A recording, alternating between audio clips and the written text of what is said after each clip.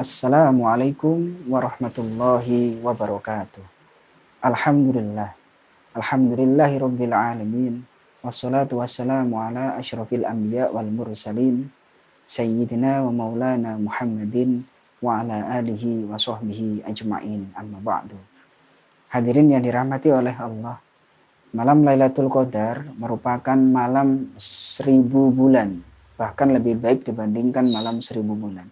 Malam yang sangat dirindukan oleh semua umat Islam. Malam yang menjadi sebuah peringatan bagi Nabi agar dimaksimalkan bagi seluruh umat Islam. Malam Lailatul Qadar seringkali dipahami sebagai malam-malam yang ada pada 10 hari terakhir, tepatnya pada malam ganjil. Tapi Al-Quran secara jelas berikan sebuah penjelasan bahwa Al-Quran itu inna anzalnahu fi lailatul qadar. Bahwa Al-Quran itu diturunkan pada malam Lailatul Qadar. Sehingga bisa kita simpulkan dari ayat ini. Sebenarnya malam Lailatul Qadar itu adalah malam diturunkannya Al-Quran. Tetapi muncul sekian banyak perbedaan pendapat. Bagaimana Nabi itu di dalam salah satu hadis yang sahih. Beliau menjelaskan bahwasanya setiap bulan Ramadan beliau itu ditemui oleh Jibril. Maka Jibril yalqahu kulla lailatin fi Ramadan. Jibril itu setiap malam di malam Ramadan ini beliau berjumpa dengan Nabi. Faya'rudu alaihin Nabi Al-Qur'an, dan Nabi di situ memperdengarkan Al-Qur'an. Sehingga ada yang mengatakan bahwasanya Al-Qur'an itu diturunkan tiap hari pada bulan Ramadan.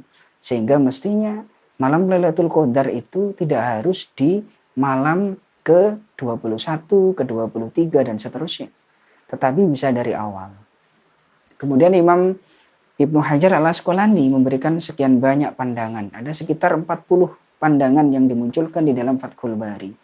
Beliau mengatakan bahwasanya malam Lailatul Qadar itu ada pendapat itu sudah tidak ada.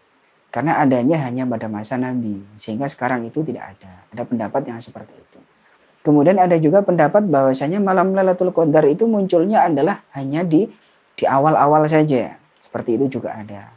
Ada yang mengatakan bahwasanya Lailatul Qadar itu adalah munculnya itu tiap hari di Ramadan. Sehingga potensinya kita bisa berjumpa tiap hari, artinya bisa di tanggal 1, tanggal 2, dan seterusnya. Pendapat ini didukung oleh pendapat dari sahabat Ibnu Umar.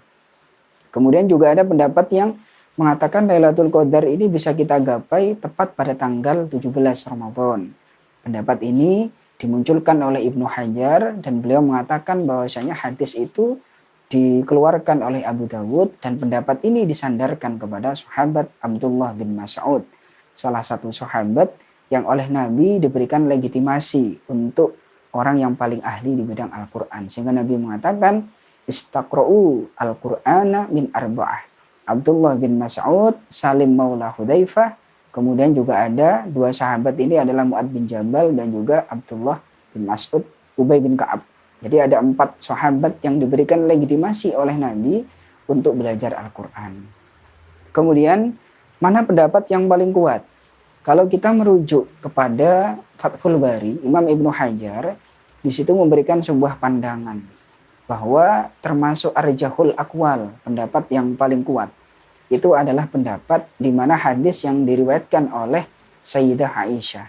Bagaimana beliau mendengar yang disampaikan oleh Nabi bahwa Nabi memerintahkan kita untuk mengejar Lailatul Qadar itu di tanggal 10 terakhir. Jadi 10 terakhir dari bulan Ramadan. Jadi termasuk bahkan Ibnu Hajar memberikan sebuah pandangan bahwasanya fi autaril ashril awakhir. Jadi malam-malam ganjil di 10 terakhir itu.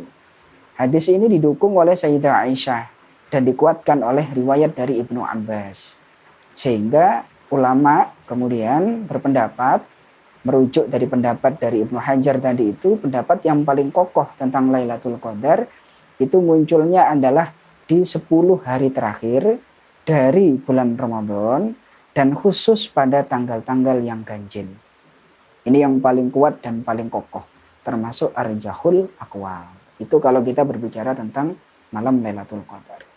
Kemudian apa yang harus kita lakukan ketika malam Lailatul Qadar? Lailatul Qadar itu nilainya setara bahkan lebih hebat, lebih mulia dibandingkan 1000 bulan.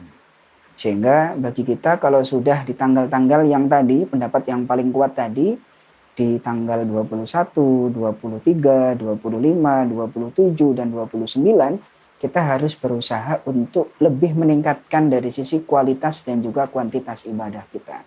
Yang terbiasa baca Quran, monggo diperbanyak jumlah bacaannya dan juga ditingkatkan kualitas bacaannya. Bagi yang memberikan makan kepada orang-orang yang berpuasa, memberikan takjil, memberikan sodakoh kepada orang yang tadarus, melakukan salawat tarawih, dan juga melakukan sholat-sholat malam, monggo ditingkatkan. Karena pada tanggal-tanggal tersebut, pada malam tersebut, oleh Allah ditingkatkan kualitasnya, oleh Allah akan dilipat gandakan.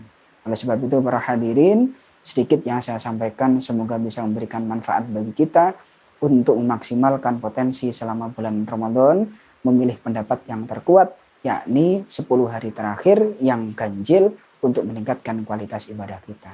Semoga kita selalu diberikan kekuatan oleh Allah dan kita mampu menggapai malam Lailatul Qadar.